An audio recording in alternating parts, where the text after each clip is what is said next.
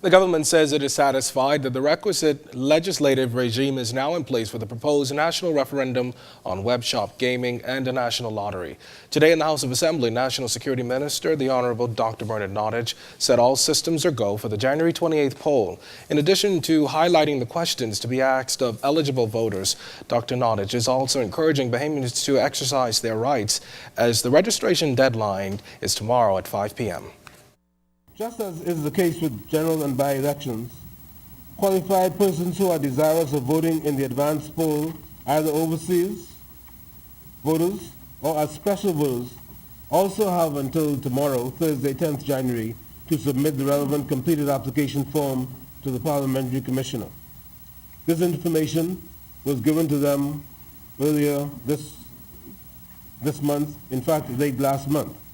Those persons who reside overseas must complete a Form J, and those who live locally but may be off the island, out of the country, hospitalized or undergoing medical attention or for any other reason, including police officers and defense force officers, and election persons.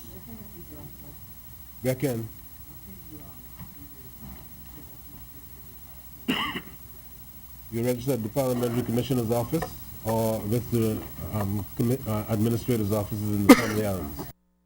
Now, because there are no candidates, there will be no election agents in this referendum.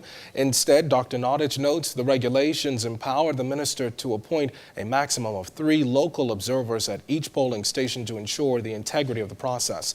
One representative from the Yes team, another from the No team, and an independent observer. Minister Nottage also made it a point to explain the wording of the questions, which have raised concerns in some circles. On Friday, January 7th, I did receive a letter from the President of the Bahamas Christian Council on behalf of the Council and on behalf of the Save Our Bahamas Vote No Campaign Committee, expressing their objection to the wording of the web shop gaming question. They alleged that the question was incorrectly worded, and their specific objection was to the word regulation. They indicated a preference for the word legalization in its stead. In my response to them, I pointed out that the questions which were contained in the order issued by the Governor General on January 2nd accurately reflected the propositions upon which the government wishes the public to vote. I also expressed disappointment that the objections were not made when the questions were presented to them earlier.